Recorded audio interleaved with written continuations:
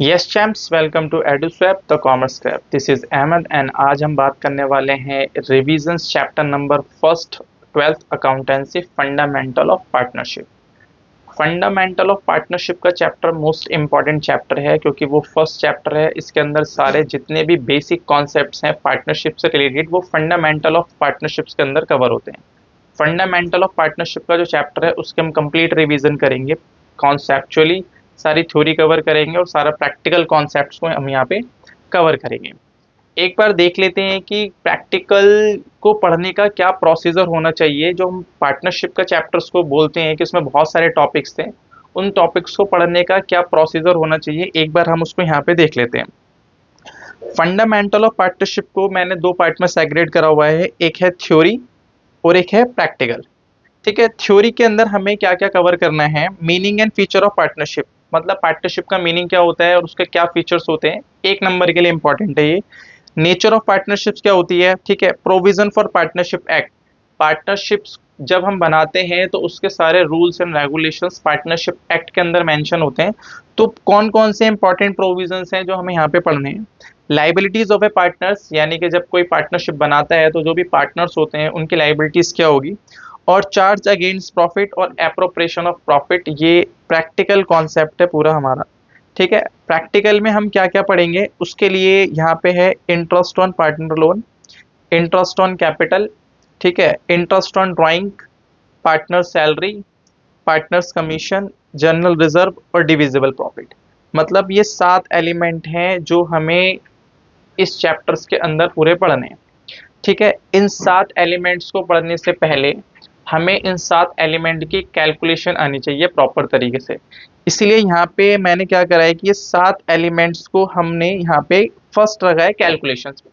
आपको फर्स्ट इसकी कैलकुलेशन सीखनी है, देन अगर आप कैलकुलेट इनको कर पाओगे तो देन इसको ट्रीटमेंट के लिए हम आगे मूव कर सकते हैं। ट्रीटमेंट का मतलब होता है कि हम इसको कैसे बुक्स ऑफ अकाउंट में रिकॉर्ड करेंगे। 7 एलिमेंट को आपने पहले रिकॉर्ड करना है, उस 7 एलिमेंट को रिकॉर्ड करने के बाद आपने इसको बुक्स ऑफ अकाउंट्स में रिकॉर्ड करना है। अब इसकी रिकॉर्डिंग जो होती है वो रिकॉर्डिंग होती है profit and loss, appropriations account और पार्टनर्स कैपिटल अकाउंट। यानी कि जो 7 एलिमेंट है इनकी रिकॉर्डिंग जो मैक्सिमम है वो पार्टनर्स कैपिटल अकाउंट्स और पी एंड एल एप्रोप्रिएशंस के थ्रू इसकी रिकॉर्डिंग होती है। आप partners profit and loss appropriation account बना रहे हो और पार्टनर्स कैपिटल अकाउंट आप बना रहे हो, इन दोनों अकाउंट्स को बनाते हुए अगर आपने कोई भी एरर कर दी, ठीक है, तो यहाँ पे अगर आपने कोई भी एरर कर दी तो उस एरर्स को कैसे ठीक करेंगे।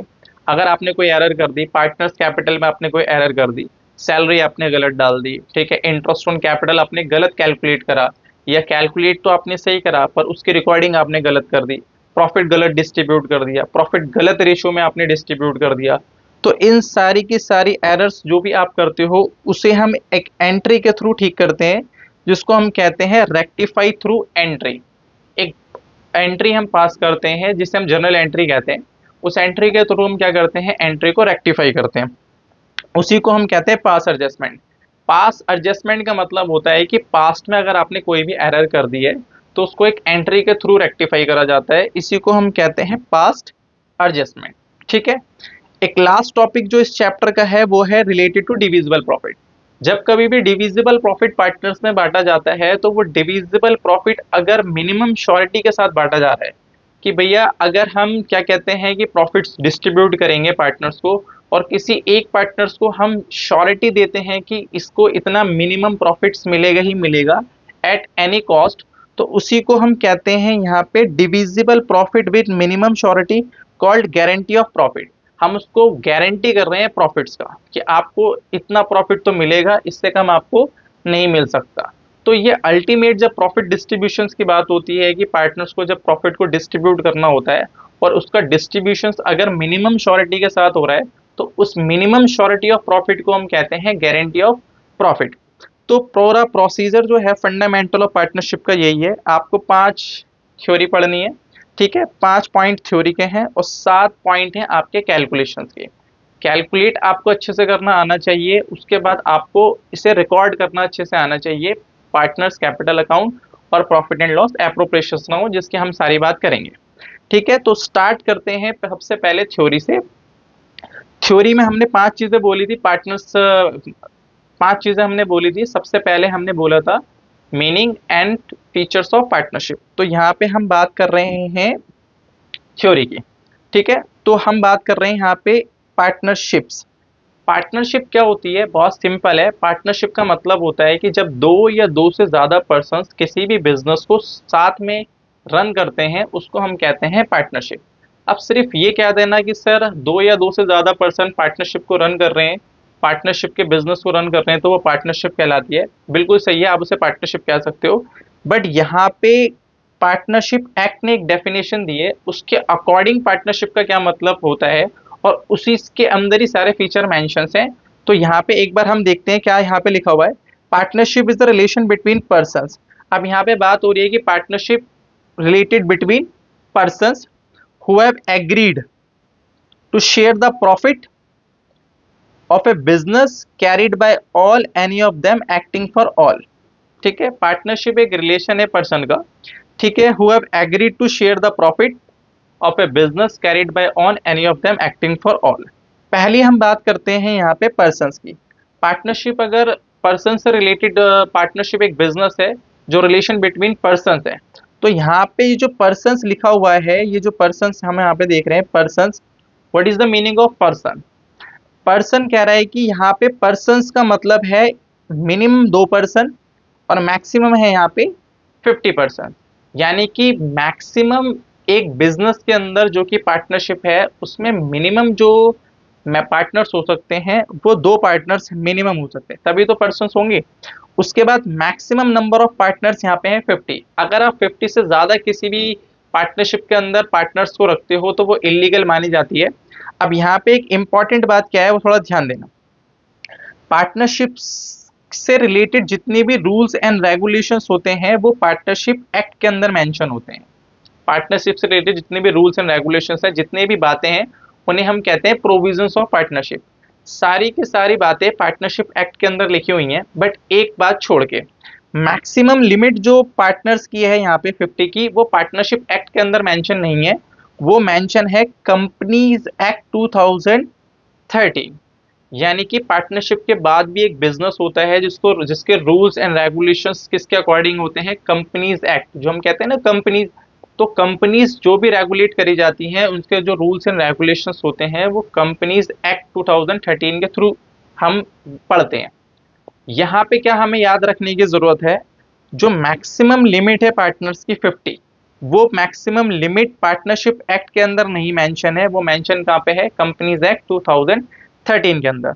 ये तो हो गई दो या दो से ज्यादा पर्सन जब पार्टनरशिप को रन करते हैं तो मैक्सिमम मिनिमम 2 पर्सन होने चाहिए, मैक्सिमम 50 पर्सन होने चाहिए। अब पर्सन्स के अंदर कौन कौन कवर नहीं होगा? Person exclude.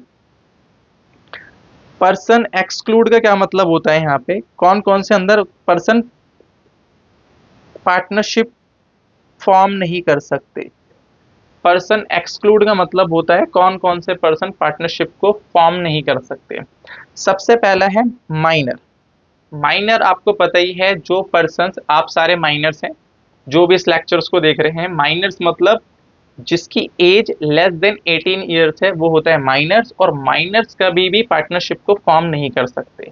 3 पार्टनर्स हैं, 2 मेजर हैं, 1 माइनर है, पार्टनरशिप फॉर्म नहीं हो सकती। माइनर्स के साथ हम पार्टनरशिप को फॉर्म नहीं कर सकते, ठीक है। Person of unsound mind. Unsound mind का मतलब होता है जो मेंटली पागल है, ठीक है, और वो मेंटली पागल है तो उसे हम पर्सन के अंदर हम उसे इंक्लूड नहीं करते, उसको हम एक्सक्लूड करते हैं, जिसको हम कहते हैं पर्सन ऑफ अनसाउंड माइंड, जो लॉ की नज़र में पागल है, ठीक है। अनसाउंड माइंड डिक्लेयर कर रखा है लॉ ने। Person disqualified by law. What is the meaning of person disqualified by law?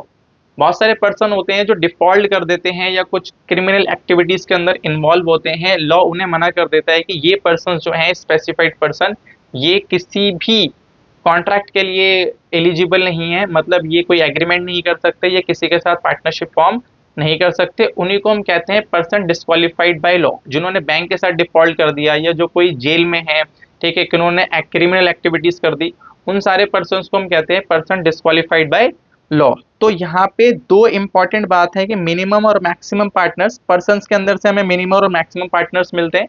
Minimum 2 और मैक्सिमम एज पर कंपनीज एक्ट 2013। ठीक है, और 3% पार्टनरशिप को फॉर्म नहीं कर सकते, minor, person of unsound mind, person disqualified by law. ठीक है, दूसरी बात है यहाँ पे एग्रीड। एग्रीड का मतलब होता है कि जब दो पर्सन एग्री करते हैं साथ में बिजनेस करने के लिए, तो वहां पे एग्रीमेंट एग्जिस्ट करता है। एग्रीड का मतलब यहाँ पे एग्रीमेंट से है। जब दो पार्टनर्स साथ में बिजनेस करने के लिए एग्री करते हैं तो उन्हें हम कहते हैं एग्रीमेंट।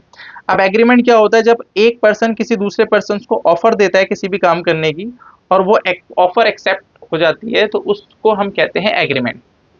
एग्रीमेंट हो गया कि साथ में काम करने के लिए रेडी हैं। अब ये एग्रीमेंट दो तरीके से हो सकते हैं, एक होता है ओरल एग्रीमेंट और एक होता है written agreement. Oral agreement by words होता है कि आपने क्या करा, बाय प्रॉमिस कर दिया वर्ड्स के अंदर और एक्सेप्टेंस भी वर्ड्स के अंदर हो गई, तो उसको हम कहते हैं ओरल एग्रीमेंट, जो कर सकते हैं, इससे पार्टनरशिप वैलिड मानी जाएगी आपकी। ठीक है, एक होता है आपका रिटन एग्रीमेंट। रिटन एग्रीमेंट का मतलब क्या होता है कि अगर आपने रिटन में, ठीक है, पार्टनरशिप से जितनी भी रिलेटेड टर्म एंड कंडीशंस हैं, बेसिकली में एग्रीमेंट जब आप रिटर्न करोगे उस रिटर्न एग्रीमेंट को ही हम कहते हैं पार्टनरशिप डीड। पार्टनरशिप डीड कुछ भी नहीं है, पार्टनरशिप डीड एक रिटर्न डॉक्यूमेंट होता है जिसमें पार्टनर से रिलेटेड जितनी भी टर्म्स एंड कंडीशंस हैं वो रिटर्न मेंशन करे जाते हैं, उसके सबके साइन होते हैं उसके ऊपर, उसी को हम कहते हैं पार्टनरशिप डीड। पार्टनरशिप डीड के एलिमेंट क्या हो सकते हैं? पार्टनर्स कितनी कैपिटल लगाएंगे, पार्टनर का प्रॉफिट शेयरिंग रेशियो क्या होगा, पार्टनर का बिजनेस कहाँ पे उन्हें रन करना है, प्रिंसिपल प्लेस ऑफ बिजनेस कहाँ पे होगा, ठीक है, बिजनेस कहाँ कहाँ से हम करेंगे, ठीक है, कौन कितनी कैपिटल लगाएगा, प्रॉफिट शेयरिंग कैसे लेंगे, कोई कॉन्फ्लिक्ट हो जाता है तो हम कहाँ पे उस कॉन्फ्लिक्ट को रिजॉल्व करवाएंगे। ठीक है, वो सारी के सारी टर्म्स एंड कंडीशन किसमें मेंशन होती है? पार्टनरशिप के अंदर। ठीक है, पार्टनरशिप डीड के अंदर। ठीक है, तो हमने एग्रीमेंट पढ़ लिया। एग्रीमेंट दो तरीके से होते हैं, एक होता है ओरल एग्रीमेंट और एक होता है रिटन एग्रीमेंट। ठीक है, उसके बाद हम बात करते हैं यहाँ पे, थर्ड बात है यहाँ पे बिजनेस की। बिजनेस बहुत सिंपल है, लॉफुल बिजनेस होना चाहिए। अगर आप पार्टनरशिप के अंदर एग्री हो रहे हो, एग्रीमेंट आपने करा है, तो वो लॉफुल बिजनेस होना चाहिए। कोई लॉफुल मतलब लीगल बिजनेस होना चाहिए, इलीगल बिजनेस नहीं होना चाहिए। ठीक है, तीन बातें हो गई। उसके बाद प्रॉफिट शेयरिंग। अगर आप कोई बिजनेस कर रहे हो, अब जब दो या दो से ज्यादा पर्सन किसी भी बिजनेस को कैरी करते हैं तो ऑब्वियस सी बात है कि जब उसके अंदर प्रॉफिट आएगा तो कोई सिंगल पर्सन तो प्रॉफिट लेगा नहीं, प्रॉफिट डिवाइड होगा, जिसे हम कहते हैं डिविजिबल प्रॉफिट। तो डिविजिबल प्रॉफिट कैसे डिवाइड होगा, उसी डिवीजन को हम कहते हैं प्रॉफिट शेयरिंग। ठीक है, तो पार्टनरशिप अगर कोई बंदा कर रहा है तो कंपलसरी है वहां पे प्रॉफिट शेयरिंग। अब यहाँ पे एक बात इंपॉर्टेंट ये है कि ये जरूरी नहीं है कि सारे के सारे पार्टनर्स लॉस को, एक मिनट, ठीक है, यहाँ पे ये जरूरी नहीं है कि प्रॉफिट शेयरिंग का यहाँ पे क्या मतलब है, profit sharing, but it is not essential that all the partner must share the losses. ये एग्रीमेंट के ऊपर बात डिपेंड करती है कि जब पार्टनरशिप्स में एग्रीमेंट बनता है तो उसमें ये बात डिसाइड हो जाती है कि कौन से पार्टनर्स, सारे पार्टनर्स वैसे जनरली प्रॉफिट भी शेयर करते हैं, लॉस भी शेयर करते हैं। ठीक है, बट एग्रीमेंट के अंदर मेंशन है कि भाई कुछ पार्टनर्स लॉस बेयर नहीं करेंगे, सिर्फ प्रॉफिट से लेंगे, तो एग्रीमेंट तो ये वैलिड माना जाता है। ये जरूरी नहीं है कि सारे पार्टनर्स लॉस शेयर करेंगे। ठीक है, अब हमारे पास पर्सन्स भी हो गए, दो या दो से ज्यादा पर्सन और तीन पर्सन एक्सक्लूड हैं। एग्रीमेंट दो तरीके से होते हैं, क्या कहते हैं, एक होता है रिटन एग्रीमेंट और एक होता है ओरल एग्रीमेंट। रिटन एग्रीमेंट को ही हम पार्टनरशिप डीड कहते हैं। प्रॉफिट्स सारे पार्टनर शेयर करेंगे, क्योंकि एक से ज्यादा पर्सन जब हम प्रॉफिट कमाते हैं तो वो कैसे शेयर्स करेंगे, उसके लिए प्रॉफिट हो गया। उसके बाद बिजनेस लीगल होना चाहिए। अब लास्ट और इंपॉर्टेंट बात यह है, carried on by all any of them acting for all. उस बिजनेस को सारे पार्टनर्स रन कर सकते हैं, सारे पार्टनर्स बिजनेस में जाके डिसीजन मेकिंग यानी कि मैनेजमेंट में पार्टिसिपेट कर सकते हैं। ठीक है, उसको हम कहते हैं कैरिड बाय ऑल। सारे पार्टनर्स बिजनेस में मैनेजमेंट में जाके पार्टिसिपेट कर सकते हैं। Any of them acting for all. Any of them का एक्टिंग फॉर ऑल का मतलब क्या होता है, थोड़ा ध्यान से समझना। कभी कभी क्या होता है कि सारे पार्टनर्स मैनेजमेंट में पार्टिसिपेट नहीं कर सकते किसी इमरजेंसीज की वजह से। मान लेते हैं यहाँ पे एक एग्जाम्पल से इसको समझ लेते हैं, ए बी और सी तीन पार्टनर है, ठीक है, फर्म के अंदर, और ये है यहाँ पे फर्म। ठीक है, ये फर्म हो गई। यहाँ पे किसी भी रीजंस की वजह से बी और सी फर्म के अंदर जाते हैं, ए नहीं जाता ऑफिस। ठीक है, बी और सी ऑफिस जाते हैं और बी और सी जाके डिसीजंस लेते हैं। ठीक है, बी और सी जब जाके फर्म के अंदर डिसीजंस लेंगे तो उस डिसीजंस के लिए ए भी लायबल होगा। क्यों? क्योंकि बी और सी काम कर रहे हैं ए के बिहाफ पे। ठीक है, तो इसी को ही हम कहते हैं कि जब एक पार्टनर्स मैनेजमेंट में पार्टिसिपेट किसी भी रीजंस की वजह से नहीं कर पाता, तो जो पार्टनर पार्टिसिपेट करते हैं, ठीक है, उनके जो भी डिसीजंस लेते हैं, जो पार्टनर पार्टिसिपेट करते हैं, तो उस डिसीजंस के लिए जो पार्टनर्स नहीं जा पाता ऑफिस, वो भी लायबल होता है। उसी को हम कहते हैं एजेंट और प्रिंसिपल के रिलेशनशिप। जो पार्टनर्स पार्टनरशिप के अंदर मैनेजमेंट में पार्टिसिपेट जाके कर रहा है, उसको कहते हैं एज ए एजेंट, और जो पार्टनर किसी रीजंस की वजह से नहीं गया, उसके बिहाफ पे फर्म के अंदर काम हो रहा है, उसी को हम कहते हैं प्रिंसिपल। तो यहाँ पे देखो, अब आपको समझ में आएगा कि कैरिड बाय ऑल, या तो सारे पार्टनर ऑफिस जाके वर्क कर सकते हैं, मैनेजमेंट में पार्टिसिपेट कर सकते हैं, या एनी ऑफ देम, उसमें से कोई भी पार्टनर्स फर्म में जा सकता है और वो सबके लिए काम कर सकता है।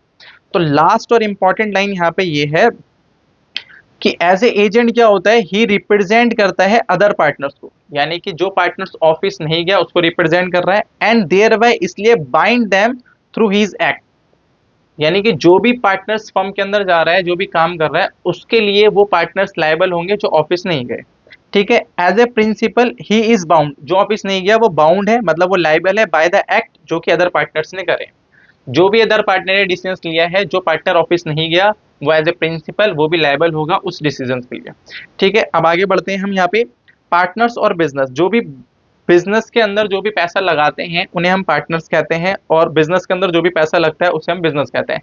पार्टनरशिप को एक साथ बोलने के लिए हम उसको फर्म कहते हैं, यानी पार्टनरशिप का जो बिजनेस है उसे एक नॉर्मल लैंग्वेज में हम किसका नाम देते हैं, फर्म का नाम देते हैं। अगर कोई कहता है हमारी फर्म है, तो इसका मतलब वो पार्टनरशिप है, यानी कि पार्टनरशिप का जो बिजनेस होता है उसको इन जनरल हम किस नाम से बुलाते हैं, फर्म के नाम से बुलाते हैं। ठीक है, आगे चलते हैं अब nature of partnership. Nature of partnership का मतलब क्या होता है, थोड़ा ध्यान से समझना। देखो, पार्टनरशिप सेपरेट लीगल एंटिटी होती है या नहीं होती, ये एक इंपॉर्टेंट बात है। सेपरेट लीगल एंटिटी का क्या मतलब होता है, थोड़ा ध्यान से समझना। सेपरेट लीगल एंटिटी का मतलब ये होता है कि ये है पार्टनर्स, ये है बिजनेस, ये दोनों एक हैं या सेपरेट है। ठीक है, ये दोनों अगर सेपरेट हैं तो इनको हम कहेंगे सेपरेट लीगल एंटिटी, और अगर ये सेपरेट नहीं है तो हम इसे कहेंगे कि ये सेपरेट लीगल एंटिटी नहीं। यानी कि अब यहाँ पे दो पॉइंट ऑफ व्यू हैं, अब थोड़ा ध्यान से समझना। मान लेते हैं ये पार्टनर्स हैं, इन्होंने कैपिटल लगाई है इसके अंदर 3 लाख रुपए।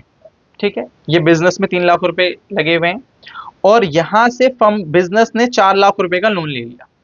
ठीक है, 4 लाख रुपए का लोन ले लिया और पार्टनर्स ने यहाँ पे 3 लाख रुपए लगाए। अब किसी भी रीजन की वजह से अगर बिजनेस में लॉस हो गया, तो इस 4 लाख रुपए को बिजनेस रिटर्न नहीं कर पाया, तो इस 4 लाख रुपए को रिटर्न कौन करेगा। ठीक है, अगर बिजनेस रिटर्न नहीं कर पाया और ये बैंक पार्टनर से पैसे नहीं मांग सकते, तो ये फिर सेपरेट लीगल एंटिटी है कि ये दोनों सेपरेट है, आपने इसको लोन दिया था, ठीक है, आप इसी से पैसे लो। ठीक है, बट अगर यहाँ पे ये बैंक ने बिजनेस को लोन दिया और ये बिजनेस पैसा नहीं रिटर्न कर पाया, तो ये बैंक किससे पैसे मांग सकते हैं, पार्टनर से। इसका मतलब ये बिजनेस रिटर्न नहीं कर पाया तो ये किससे पैसे मांग सकते हैं, पार्टनर से मांग सकते हैं। और यहीं से कॉन्सेप्ट अराइज होता है कि जो पार्टनर्स की लाइबिलिटीज होती है वो अनलिमिटेड होती है। अब थोड़ा ध्यान से समझने की कोशिश करना। दो पॉइंट ऑफ व्यू होते हैं, एक होता है अकाउंटिंग पॉइंट ऑफ व्यू, यानी बिजनेस एंटिटी कॉन्सेप्ट। एक अकाउंटिंग पॉइंट ऑफ व्यू हम 11th क्लास में पढ़ते हैं, जिसे हम कहते हैं बिजनेस एंटिटी प्रिंसिपल। वो ये कहता है कि जब हम अकाउंटिंग कर रहे होते हैं तो हम बिजनेस को और ओनर को सेपरेट मान के चलते हैं। तो अकाउंटिंग पॉइंट ऑफ व्यू से ये दोनों फर्म अलग होती हैं। ठीक है, लीगल पॉइंट ऑफ व्यू का मतलब होता है लीगली ये दोनों अलग अलग हैं क्या, आंसर इज नो, ये दोनों सेपरेट नहीं है, नॉट सेपरेट। बिजनेस और बिजनेस का order not separate legal point of view से। अब सेपरेट कैसे नहीं है, अगर कोई भी बिजनेस ने इनके साथ ट्रांजैक्शन करी, ठीक है, और ये पैसे रिटर्न नहीं कर पा रहा बिजनेस, तो ये बैंक किससे पैसा रिकवर कर सकता है, पार्टनर से पैसा रिकवर कर सकता है। बैंक ये ट्रीट करके चलता है बिजनेस और इसके पार्टनर क्या है, ये दोनों एक ही है, ये सेपरेट नहीं है। तो इंपॉर्टेंट बात क्या निकल के आई कि जो बिजनेस है वो सेपरेट लीगल एंटिटी नहीं है। ठीक है, और अकाउंटिंग पॉइंट ऑफ व्यू से सेपरेट लीगल एंटिटी है, क्योंकि अगर हमें जब अकाउंटिंग अपने बुक्स ऑफ अकाउंट में करनी होती है तो हम इसे सेपरेट मान के करते हैं, जिसे हम डबल एंट्री सिस्टम कहते हैं। ठीक है, पर लीगल पॉइंट ऑफ व्यू से, लीगल पॉइंट ऑफ व्यू मतलब लॉ की नजरों में बिजनेस और जो पार्टनर्स होते हैं वो सेपरेट नहीं है। ठीक है, यही लिखने की थोड़ी सी कोशिश करिए, आप ध्यान से देख लो। Partnership from the legal point of view is not separate legal entity from its partners since firm debt can be paid for private assets of the partners if firm not able to pay liabilities। अगर firm capable नहीं है liabilities पे करने के लिए तो जो भी पार्टनर्स हैं वो लाइबिलिटीज पे करेंगे अपनी प्राइवेट एसेट से। ठीक है, अब यहाँ पे थोड़ी सी बात करते हैं कि आपने यहाँ पे कॉन्ट्रैक्ट करा और यहाँ पे डीड बनाई। जब पार्टनरशिप डीड बनती है तो पार्टनरशिप से रिलेटेड सारी बातें डीड में लिख दी जाती हैं। बट अगर आपने पार्टनरशिप में पार्टनरशिप ही नहीं बनाई, यानी पार्टनरशिप डीड नहीं बनाई, या उसके अंदर आपने कुछ इंपॉर्टेंट पॉइंट लिखना भूल गए, तो उसके लिए फिर हम provision of Indian partnership act 1932 apply कर देते हैं। कब अप्लाई करते हैं हम? इंडियन पार्टनरशिप एक्ट के प्रोविजंस। प्रोविजंस मतलब जो पार्टनरशिप से रिलेटेड बातें लिखी हुई हैं पार्टनरशिप के अंदर, वो तब हम अप्लाई करते हैं या तो आपके पास पार्टनरशिप डीड नहीं है, यानी कि आपने ये रिटर्न एग्रीमेंट नहीं करा, या फिर आपने रिटर्न एग्रीमेंट तो करा है, जो इंपॉर्टेंट बातें हैं, जो क्लॉज कहते हैं उसे, वो आप लिखना भूल गए। वो क्या क्लॉज हो सकते हैं हम यहाँ पे बात करते हैं। ध्यान से आप देखो, ट्रीटमेंट और पार्टनरशिप डज नॉट डीड, यानी treatment if partnership deed is not exist. अगर आपकी पार्टनरशिप डीड एग्जिस्ट नहीं कर रही या फिर जो क्लॉज है वो एब्सेंट है, तो क्या है provision for Indian partnership act 1932 के जो प्रोविजंस हैं फिर वो अप्लाई हो जाएंगे। उसके बाद share of profit and losses. अगर आपने क्या कहते हैं प्रॉफिट्स की जो प्रॉफिट शेयरिंग रेशियो है कि प्रॉफिट कैसे डिवाइड होगा, ये आपने नहीं लिखा, तो लॉ कहता है कि आप फिर सारे पार्टनर का जो शेयर होगा वो इक्वल होगा। सारे पार्टनर का शेयर्स क्या होगा? इक्वल होगा। आपने प्रॉफिट शेयरिंग मेंशन नहीं करी, इसलिए क्वेश्चन साइलेंट होने पे हम प्रॉफिट शेयरिंग रेशियो इक्वल मानते हैं। ठीक है, जिसने जितनी कैपिटल लगाई है उसके अकॉर्डिंग नहीं मानते हम अगर पार्टनरशिप डीड के अंदर प्रॉफिट्स मेंशन नहीं है, यानी प्रॉफिट शेयरिंग मेंशन नहीं है, तो हम उसको क्या मानते हैं? इक्वल मानते हैं। ठीक है, दूसरी बात यह है कि interest on capital, interest on drawing, partner की सैलरी, पार्टनर्स कमीशन और इंटरेस्ट ऑन लोन। ठीक है, अब प्लीज ध्यान से देख लेना, ये इंटरेस्ट ऑन लोन यहाँ पे लिखा हुआ है और यहाँ पे लिखा हुआ है interest on loan by the partner. अब ये दो यहाँ पे हैं। अगर आपने इंटरेस्ट ऑन कैपिटल की कोई बात नहीं कही पार्टनरशिप डीड के अंदर, इंटरेस्ट ऑन ड्राइंग की भी कोई बात नहीं कही कि इंटरेस्ट ऑन कैपिटल पार्टनर्स को देना है या नहीं देना, देना है तो कितने रेट से देना है, दो चीज़ें मेंशन होती हैं। पार्टनर्स को इंटरेस्ट ऑन कैपिटल फर्म देती है, इंटरेस्ट ऑन ड्राइंग पार्टनर से चार्ज करती है, पार्टनर सैलरी फर्म देती है और पार्टनर्स कमीशन भी फर्म पार्टनर्स को देती है। इंटरेस्ट ऑन लोन, ये वाला जो interest on loan to the partners है, अगर फर्म ने पार्टनर्स को कोई लोन दिया है, ठीक है, तो उस पर कितना इंटरेस्ट फर्म चार्ज करेगी ये आपने मेंशन नहीं करा। तो अगर आपने ये सारी चीज़ें मेंशन नहीं करी पार्टनरशिप डीड के अंदर, या पार्टनरशिप डीड ही नहीं है आपके पास, तो उस केस के अंदर बहुत इंपॉर्टेंट है ये, हम फिर इसको अलाउड नहीं करते। ठीक है, इसको नॉट अलाउड कर देते, यानी कि salary, commission, interest on capital, interest on drawing, partner salary, इसको हम, इसकी कोई ट्रीटमेंट नहीं होती है अगर आप पार्टनरशिप डीड नहीं है। अब ये बात ध्यान से देखना, थोड़ा इंपॉर्टेंट है, मैं आपको यहां से थोड़ा समझा देता हूं। ये फर्म है, ये फर्म है आपकी, और ये पार्टनर्स है।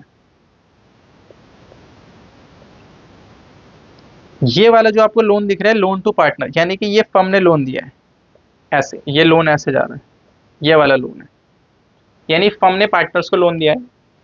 तो अगर ये मेंशन नहीं करा आपने डीड के अंदर, तो फिर क्या होगा? तो फिर हम लोन फर्म चार्ज नहीं कर सकती पार्टनर से। बट अगर इसका रिवर्स केस है, ये पार्टनर्स है,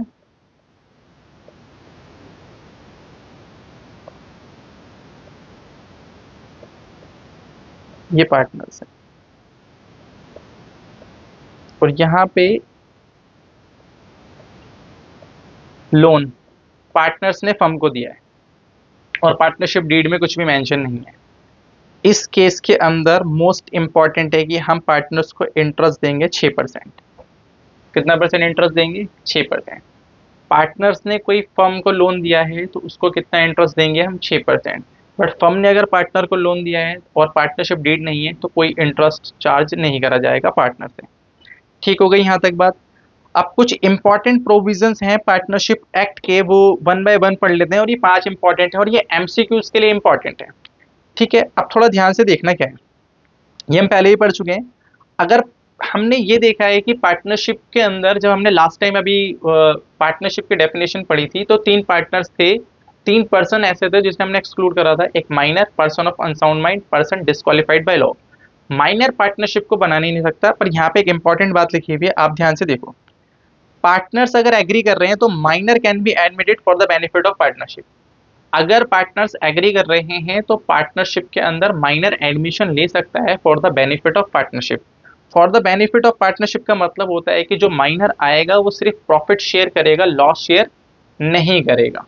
तो इसका 2 बातें यहाँ पे निकल के आती है, माइनर जो है वो पार्टनरशिप को फॉर्म नहीं कर सकता, पर पार्टनरशिप के अंदर एडमिशन ले सकता है। ए और बी 2 पर्सन हैं जिन्होंने पार्टनरशिप बनाई, सी एक माइनर है, वो पार्टनरशिप में आना जाता है प्रॉफिट्स के लिए सिर्फ, तो वो आ सकता है, ये लॉ कहता है। तो पहली बात हो गई। और person may be admitted for a partner consent of all the partner है according to partnership agreement। यानी कोई भी पार्टनर्स अगर क्या कहते हैं पार्टनरशिप में आना चाहता है तो उसके दो ही कंडीशन सेटिस्फाई करनी पड़ेगी, 2 में से कोई एक कंडीशन सेटिस्फाई कर देगा तो पार्टनर्स पार्टनरशिप में आ सकता है with the consent of all the partners. Consent मतलब सारे के सारे जो पार्टनर्स हैं वो एग्री हो जाएंगे, ये पार्टनरशिप के अंदर ये पार्टनर्स एडमिट हो सकता है, तो एग्री हो जाएगा। एक भी डिसएग्री हो गया तो पार्टनरशिप का एडमिशन यानी पार्टनर्स का जो एडमिशन है वो पॉसिबल नहीं है। या अकॉर्डिंग या फिर एग्रीमेंट के अंदर लिखा हुआ हो कि पार्टनर्स को हम कैसे एडमिशन लेंगे, उसके अकॉर्डिंग अगर आ रहा है तो आ सकता है। ठीक है, सेम रिटायरमेंट की बात है। अगर रिटायरमेंट कोई पार्टनर लेना चाहता है फर्म से, या तो वो with the consent of all the partner, सारे पार्टनर से कंसल्ट करे तो रिटायरमेंट ले सकता है, या फिर अकॉर्डिंग टू पार्टनरशिप डीड वो रिटायरमेंट ले सकता है, जैसे पार्टनरशिप डीड के अंदर मेंशन है। सबसे इंपॉर्टेंट बात 1 नंबर के लिए, registration of A partnership under partnership act, यहाँ पे एक्ट है 1932 is optional not the compulsory.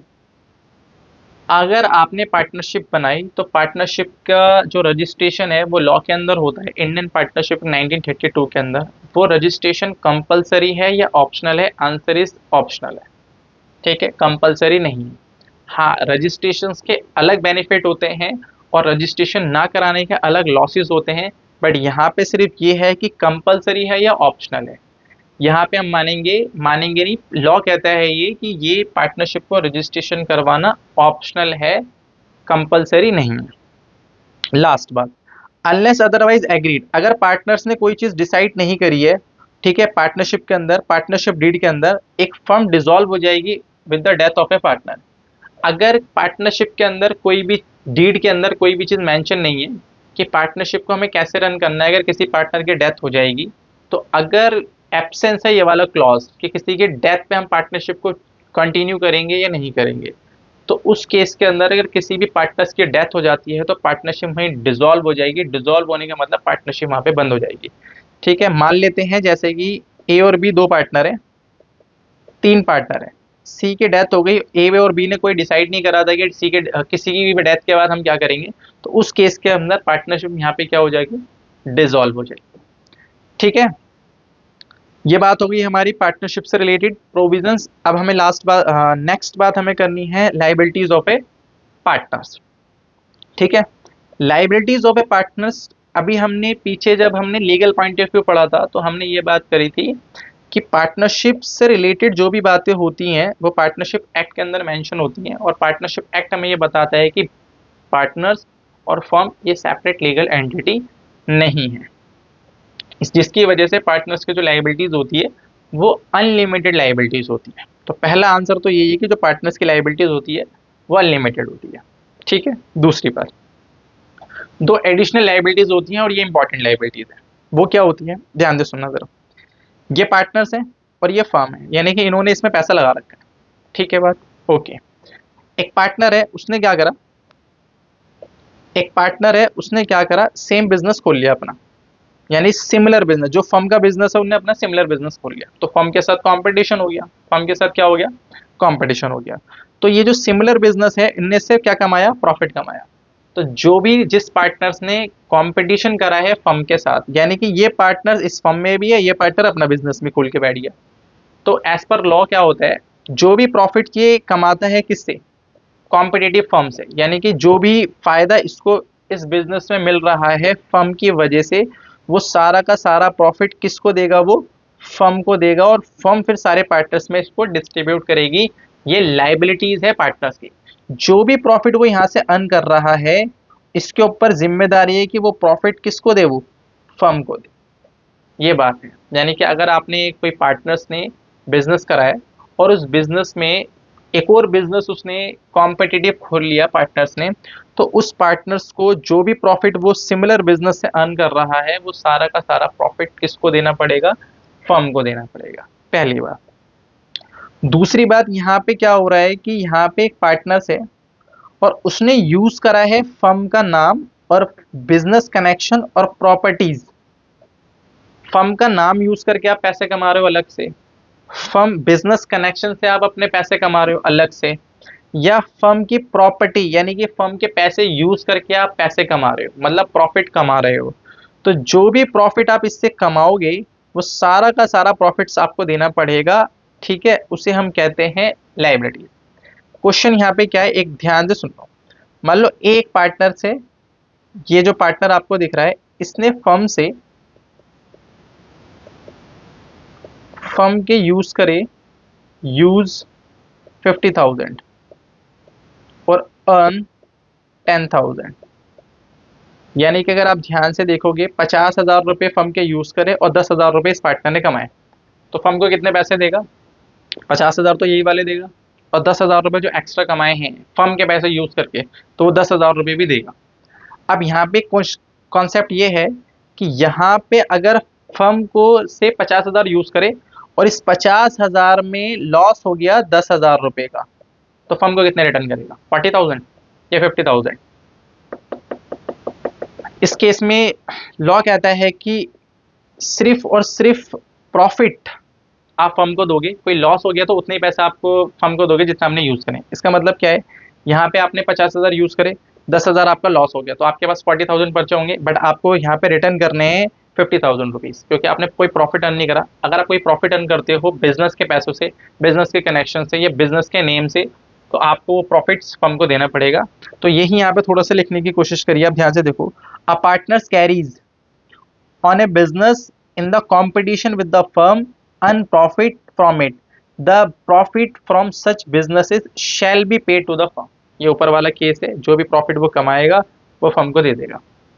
उसके बाद नेक्स्ट क्या है, if a partners earn profit from himself from any transactions of the firm और फॉर यूज फ्रॉम प्रॉपर्टी और business connection, the profit so earn shall be paid to the firm.